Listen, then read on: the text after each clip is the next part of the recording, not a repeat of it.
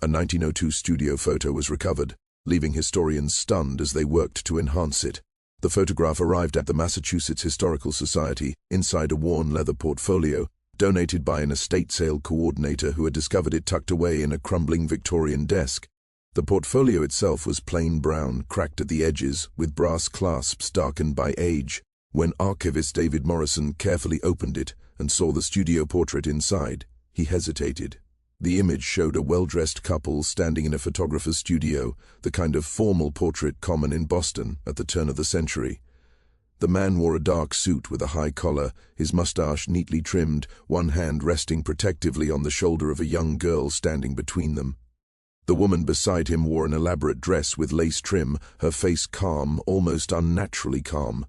The child, perhaps 5 or 6, stared straight at the camera with wide, serious eyes. David had examined thousands of photographs from this era. Most told simple stories, families marking their lives, their success, their place in society. But something about this one felt unusual. The studio backdrop showed painted columns and draped fabric, typical for 1902. The photographer's mark was embossed in the corner, J.P. Whitmore Studio, Boston, Mass. David placed the photo under the magnifying lamp on his desk, adjusting the light to see every detail. The couple's clothing suggested wealth. The fabrics looked rich, the tailoring exact. But as David studied the portrait, he noticed small oddities. The woman's posture seemed stiff, almost staged. The man's smile didn't reach his eyes. And the child, there was a tension in her small frame that seemed unusual for a typical family portrait. David made a note to check the Whitmore Studio archives, hoping to find records of sittings with names and dates. He photographed the portrait with his digital camera, capturing every detail, then returned the original to its acid-free sleeve. As he uploaded the image to his computer to enhance and catalog it, he felt the familiar thrill of curiosity that had drawn him to archival work. Every photograph is a window to the past, but some reveal more than others. This one, he suspected, might tell a story worth uncovering. He didn't yet know how right he was, or how deeply the story would challenge historians' understanding of this seemingly ordinary family portrait. 3 days later, David sat in the digital restoration lab with Emma Chen, the Society's imaging specialist. Emma had worked with historical photos for 15 years, coaxing details from faded daguerreotypes and damaged tintypes that seemed beyond repair. She treated each image like a forensic case, uncovering layers invisible to the naked eye.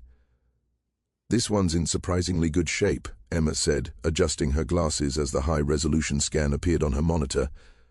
The studio used quality materials. The gelatin silver print has held up very well. David pulled a chair closer. "I want to see everything, the clothing, the jewelry, the studio props, anything that might help identify these people." Emma's fingers flew over the keyboard, applying filters and adjustments.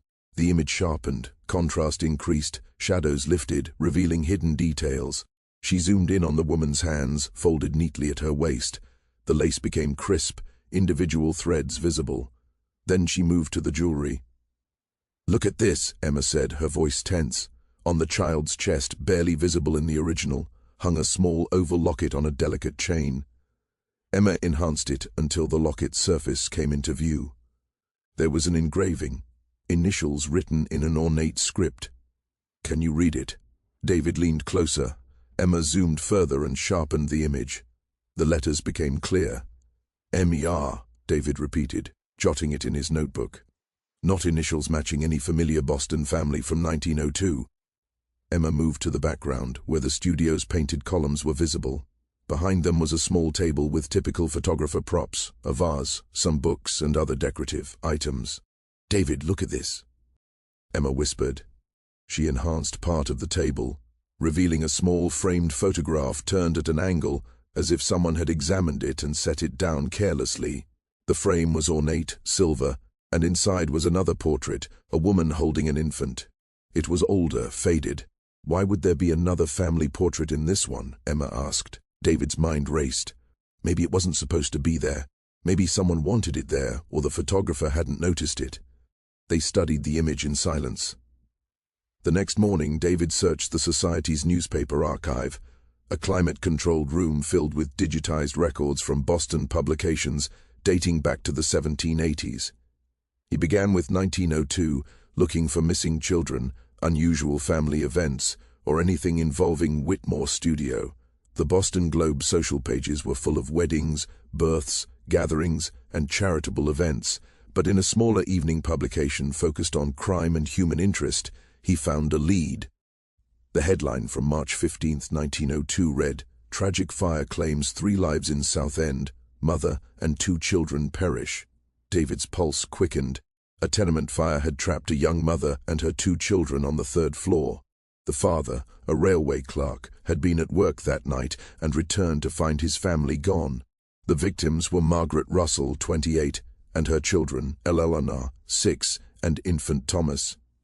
"Margaret Eleanor Russell," David muttered, hands shaking slightly. Could the locket belong to Eleanor? He needed a photograph to compare her with the child in the studio portrait. Follow-up articles showed the father, Harold Russell, had been inconsolable. A fund was created for burial costs, and the Railway Workers Association held a memorial. After April 1902, the trail went cold. Harold Russell disappeared from records. No death certificate, no newspaper mentions. David leaned back. A man loses his entire family in a fire, and 6 months later, a studio portrait appears showing a couple with a child wearing a locket that might belong to the lost daughter. The timing was too exact to be coincidence. He needed to learn more about the couple in the portrait and what happened to Harold Russell. The Whitmore Studio closed in 1928, but its records were preserved by the Boston Photographic Historical Collection. David called ahead and spoke to the collection's curator, Thomas Brennan, an elderly man who had spent 40 years documenting Boston's photographic history. "The Whitmore sitting books are incomplete," Thomas warned.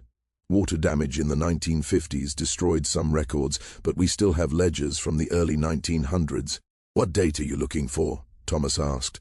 "Late 1902, probably September to November." He led David to a wooden cabinet and pulled out a leather-bound ledger.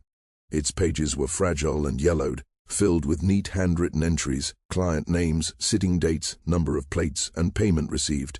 They found the entry for October 12, 190. 2. Mr. and Mrs. Charles Bennett with daughter, formal portrait, 3 plates, $5 paid in full. "Is there an address?" David asked. Thomas pointed to a margin note, 142 Commonwealth Avenue, a very prestigious address in 1902. Pieces began to align. A wealthy couple, a Back Bay address, a formal portrait taken months after a fire that killed a working-class family in the South End. Who were Charles and Catherine Bennett, and how did they come to have a child who might be Eleanor Russell? "Did Whitmore keep personal notes?" David asked. Thomas hesitated. He had a private journal separate from the business ledgers. Observations about clients, unusual sessions, things like that. "It's fragmented, but—" He pulled out a smaller, worn volume. "We don't let many researchers see this. Privacy concerns, you understand." David nodded. "This is important. I think this photograph may document something significant." Thomas studied him a long moment, then opened the journal to October 1902. The entries were brief, written in a looser, more casual hand than the formal business ledgers. Most notes were mundane, about lighting or equipment, but the entry dated October 13th, the day after the Bennett sitting, was longer. David read Whitmore's words carefully, his heart racing. "Yesterday's sitting troubles me still.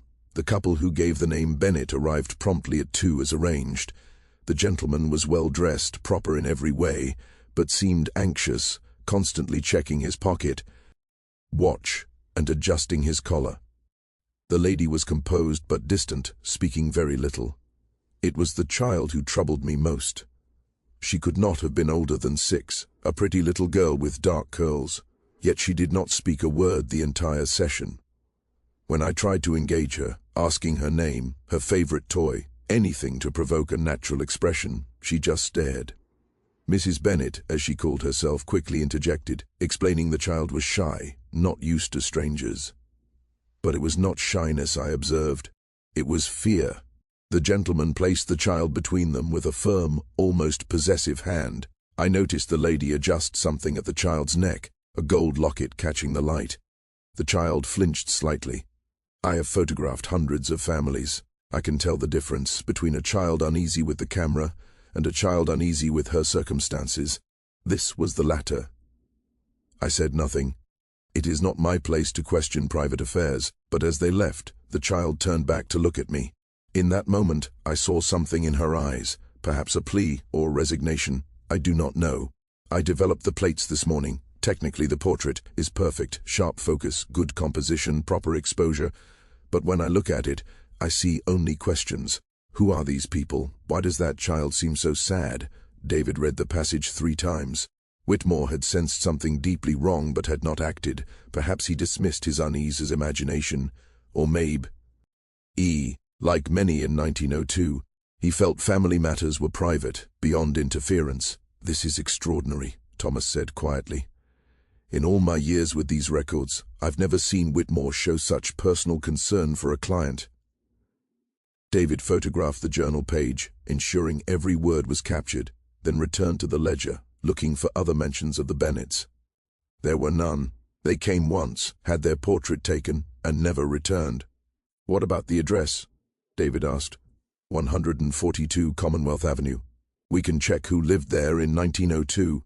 Thomas guided him to city directories and property registers. After an hour of searching, they found it. 142 Commonwealth Avenue was owned by Charles Bennett, a textile merchant, and his wife Catherine. They lived there from 1898 until 1904, when the property was sold. "What happened after 1904? David asked. Thomas consulted later directories. In 1905, Charles Bennett appeared at a different address in Brooklyn, still listed as a textile merchant. By 1906, he vanished from Boston records entirely. "They left the city," Thomas said. "Wealthy families sometimes relocated for business or personal reasons, but the timing made David think. The Bennetts had stayed 2 years after the portrait, then left suddenly. What had happened in 1904 to prompt this departure? David needed to learn more about Charles and Catherine Bennett, their business dealings, social connections, and history before they appeared in a photographer's studio. With a frightened child wearing a deceased girl's locket. Back at his office, he widened the search. If Elalana Russell was indeed the child in the photograph, and if the Bennetts had acquired her after the fire, there had to be a connection. He began with Harold Russell, the father who lost his family and vanished from records. The Railway Workers Association had noted that Russell worked as a clerk. David contacted the Boston and Albany Railroad archives, requesting employment records from 1900 to 1903. 2 days later, the response arrived. Harold Russell had been a freight clerk from 1899 until March 1902, stopping work shortly after the fire. An additional note caught David's eye. Wages discontinued due to absent final payment, held pending forwarding address, never claimed. A man loses his family and abandons his job without even collecting his final pay. The grief must have been unbearable, David thought. But where had he gone? He searched hospital admissions, asylum records, even prison logs, thinking Russell might have suffered a breakdown or acted out of desperation. Nothing. It was as if he had simply walked out of his life. Then David considered Charles Bennett's business. Listed as a textile merchant, could his company have other connections? He requested commercial registration documents and discovered that Bennett and Associates supplied textiles to major clients, including the Boston and Albany Railroad. Bennett had provided materials for railway car upholst, Erie and uniforms, giving him frequent contact with the freight department where Harold Russell worked. The connection was there. They knew each other or had crossed paths in business. But how did this explain Bennett having Russell's daughter months after her supposed death? David considered possibilities. The fire had killed 3 people, bodies identified and buried. But what if one identification had been wrong? In the chaos, mistakes could happen. Could Elalana Russell have survived only to be taken by someone, Charles Bennett? And why? Rescue or abduction? The breakthrough came unexpectedly. While searching county medical records for Harold Russell, David found a record for Catherine Bennett at the Brooklyn Psychiatric Hospital, November 1903. Catherine, 34, admitted for severe melancholia and nervous disorder. The notes were brief but telling. She showed profound guilt and distress, spoke repeatedly of a child, insisted the child was not hers, and wanted to confess unspecified wrongdoing. Her husband reported the delusions began roughly a year prior, without cause. November 1903, precisely after the studio portrait, David requested the full file. It took a week. Catherine had spent 7 months hospitalized, interviewed by multiple doctors. The notes depicted a woman consumed by remorse. She remained focused on a child she referred to as the girl. She claimed the child did not belong to her, and that her husband insisted they present her as their own. When pressed, she became incoherent and wept uncontrollably. An entry from January 1904 noted, her husband visited, dismissed her statements, claimed she had miscarried 2 years prior, and was obsessed with adopting a child. He arranged private care in upstate New York. Catherine was transferred in March 1904. The trail ended. No further records, but her testimony, considered delusional by doctors and husband, fit David's theory perfectly. Charles Bennett had brought a child home, insisting they raise her as their own. When Catherine could no longer endure the lie, she broke down. David now had enough to form a narrative. Bennett, through business with the railroad, had learned about the Russell fire, perhaps even present offering assistance. In the chaos, he had taken Elelanor Russell. Rescue or exploitation, it was unclear. He still needed proof, tracing Elelanor after 1904. The next lead came online. David posted a query on a genealogy forum asking about the Bennett family. 3 days later, Patricia Hughes from Connecticut responded.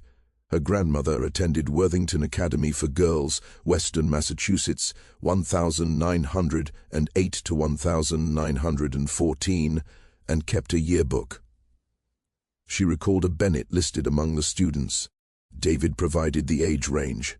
Elelanor would have been born approximately 1896, making her 12 in 1908, perfect for boarding school. Patricia sent a scanned yearbook page from 1912. Among graduating students was Eleanor Bennett, 16, originally from Boston, residence New York. David's hands shook as he enlarged the image. The girl's features had matured, but the solemn intensity from the studio portrait remained.